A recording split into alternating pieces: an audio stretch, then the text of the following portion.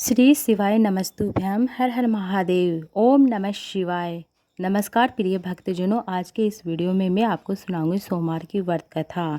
सोमवार का दिन देवादिदेव महादेव भोले बाबा को समर्पित होता है। आज के दिन जो भी भक्त देवादिदेव महादेव भोले बाबा की पूजा आराधना करता है, शिवलिंग का जलाभिषेक करता है। कुछ लोग आज के दिन व्रत भी रखते हैं, कुछ लोग आज के दिन पशुवती व्रत रखते हैं सोमवार का, कुछ लोग आज के दिन 16 सोमवार जो व्रत का संकल्प लेते हैं वह रखते हैं। कुछ लोग आज के दिन ऐसे ही व्रत की ऐसे पूजा करते हैं ताकि इसी की विशेष कृपा प्राप्त हो सके, बाबा भोलेनाथ का आशीर्वाद प्राप्त हो सके। सोमवार का दिन बहुत ही शुभ फलदायी होता है। सोमवार का दिन देवादिदेव महादेव भोले बाबा का दिन होता है। आज के दिन शिव व्रत कथा जरूर सुननी चाहिए, पढ़नी चाहिए।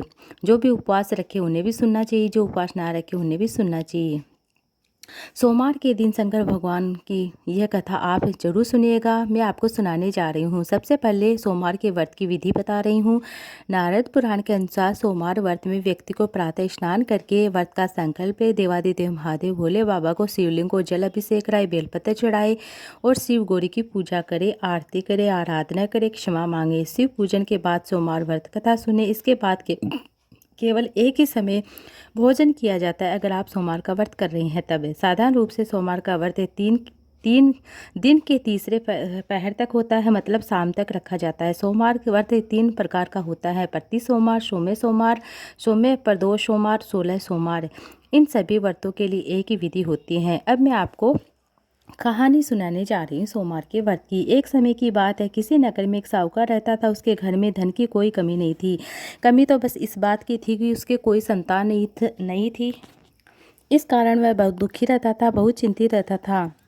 पुत्र प्राप्ति के लिए प्रत्येक सोमवार का व्रत रखता था। संतान प्राप्ति के लिए सोमवार का व्रत करता था। पूरी श्रद्धा के साथ शिव मंदिर में जाता, शिव भगवान माता पार्वती की पूजा करता। उसकी भक्ति देखकर एक दिन माता पार्वती देवादिदेव महादेव भोले बाबा से बोलती है, भगवान शिव से कहती हैं, हे देवादिदेव महादेव, हे भोलेनाथ, हे प्राणनाथ, ये इस साहूकार की जो भी कामना है आप पूर्ण कीजिए। पार्वती जी की इच्छा सुनकर भगवान शिव ने कहा, हे पार्वती, संसार में हर मनुष्य को अपने कर्मों के अनुसार फल मिलता है। जिसके भाग्य में जो लिखा होता है उसे वही मिलता है।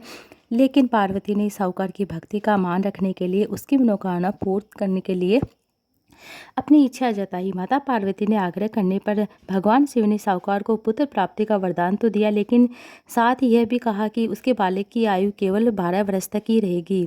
माता पार्वती और भगवान शिव की बात को साहूकार सुन रहा था। उसे ना तो खुशी हुई ना ही दुख हुआ। पहले की भांति वह शिव की पूजा करता रहा। कुछ समय के बाद साहूकार के घर में पुत्र का जन्म होता है। जब वह बालक 11 वर्ष का हुआ तो उसे पढ़ने के लिए काशी भेज दिया गया। साहूकार ने पुत्र के मामा को बुलाकर उसे बहुत सारा धन दिया और कहा कि तुम इस बालक को काशी विद्या प्राप्ति के लिए ले जाओ और मार्ग में ये करना, जहाँ भी यज्ञ कराओगे वहाँ ब्राह्मणों को भोजन कराना, दक्षिणा देते हुए जाना। दोनों मामा भांजे इसी तरह यज्ञ करते गए, ब्राह्मणों को दान दक्षिणा देते काशी की ओर चल पड़े। रात में एक नगर पड़ा जहाँ नगर के राजा की कन्या का विवाह हो रहा था, लेकिन जिस राजकुमारी से उसका विवाह होने वाला था वह एक आंख से काना था। राजकुमार के पिता ने अपने पुत्र के काने होने की बात छुपा ली और साहूकार के पुत्र को देखकर उसके मन में एक विचार आता है। उसने सोचा, क्यों न इस लड़के को दूल्हा बनाकर राजकुमारी से विवाह करा दूं। विवाह के बाद उसको धन देकर विदा कर दूं। राजकुमारी को अपने नगर ले जाऊंगा। लड़के को दूल्हे के वस्त्र पहनाकर राजकुमारी से विवाह करा दिया गया। लेकिन साहूकार का पुत्र ईमानदार था, उसे यह बात न्याय संगत नहीं लगी। उसने अवसर पाकर राजकुमारी की चुन्नी के पल्ले पर लिखा कि तुम्हारा विवाह मेरे साथ हुआ है। उसने अवसर पाकर राजकुमारी की चुन्नी के पल्ले पर लिखा कि तुम्हारा विवाह मेरे साथ हुआ है, लेकिन जिस राजकुमार के साथ तुम्हें भेजा जाएगा वह एक आंख से काना है। मैं तो काशी पढ़ने के लिए जा रहा हूँ। जब राजकुमारी ने चुन्नी पर लिखी बातें पढ़ी तो उसने अपने माता पिता को यह बात बताई कि राजा ने अपनी पुत्री को विदा नहीं किया और जिससे बारात वापस चली गई। दूसरी ओर साहूकार का लड़का, उसका मामा, काशी पहुँचे। वहाँ जाकर उन्होंने ये किया।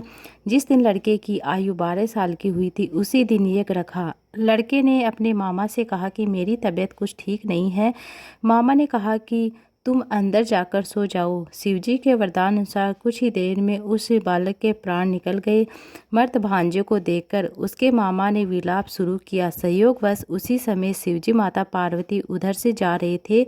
पार्वती ने भगवान से कहा, स्वामी मुझे इसके रोने के स्वर सहन नहीं हो रहे हैं, आप इस व्यक्ति के कष्ट को अवश्य दूर करें। जब शिवजी मर्त बालक के समीप गए तो वह बोले कि यह उसी साहूकार का बालक है, साहूकार का पुत्र है, जिसने मैंने 12 वर्ष की आयु का वरदान दिया था। अब उसकी आयु पूरी हो चुकी है। लेकिन मातृ भाव से विभोर माता पार्वती ने कहा कि हे महादेव, आप इस बालक को और आयु देने की कृपा करें, अन्यथा इसके वियोग में इसके माता पिता भी तड़प तड़प कर मर जाएंगे। माता पार्वती के आग्रह करने पर भगवान शिव ने उस लड़के को जीवित होने का वरदान दिया। शिवजी की कृपा से वह लड़का जीवित हो गया। शिक्षा समाप्त करने के बाद लड़का मामा भांजा अपने नगर की ओर चल देते। दोनों नगर के निकट पहुंचते। वहां उसका विवाह हुआ था। उस नगर में उन्होंने यज्ञ का आयोजन किया। उस लड़के के ससुर ने उसे पहचान लिया। महल में ले जाकर उसकी खातिरदारी की, अपनी पुत्री को विदा किया। उधर साहूकार और साहूकारनी प्रण कर रखे थे कि हम भूखे प्यासे रखकर जब भी बेटे की मृत्यु का समाचार सुनेंगे तो हम प्राण त्याग देंगे। यदि उन्होंने अपने बेटे की मृत्यु का समाचार मिला तो वह प्राण त्याग देंगे, परंतु बेटे के जीवित होने का समाचार पाकर बेहद प्रसन्न होते हैं। उसी रात भगवान शिव ने व्यापारी के सपने में आकर कहा, हे श्रेष्ठी, मैंने तेरे सोमवार के व्रत के प्रभाव से व्रत कथा सुनने से प्रसन्न होकर तेरे पुत्र को लंबी आयु दी है। इसी कारण से कोई सोमवार का व्रत कथा सुनाता है तो उसके सभी दुख दूर होते हैं, सभी मनोकामनाएं देवादिदेव महादेव भोले बाबा पूर्ण करते हैं। आरती सुनते हैं।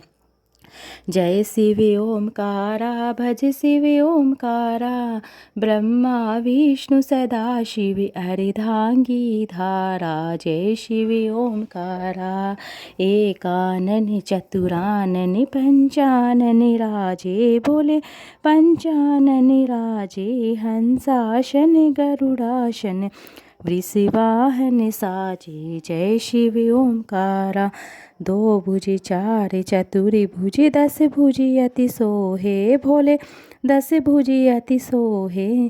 तीनों रूप निरखते त्रिभुवन जन मोहे। जय शिव ओमकारा, अक्षमाला वनमाला मुड़िमाला धारी, भोले मुड़िमाला धारी। चंदन मृग मद सोहे, भाले शुभकारी। ओम जय शिव ओमकारा, श्वेतांबर पीतांबर वागंबर अंगे, भोले वागंबर अंगे। सनकादिक ब्रह्मादिक प्रेतादिक संगे। ओम जय शिव ओमकारा, करके मध्य कमंडल चक्र त्रिशूल धरता, भोले चक्र त्रिशूल धरता। जग करता जग हरता, जग पालन करता।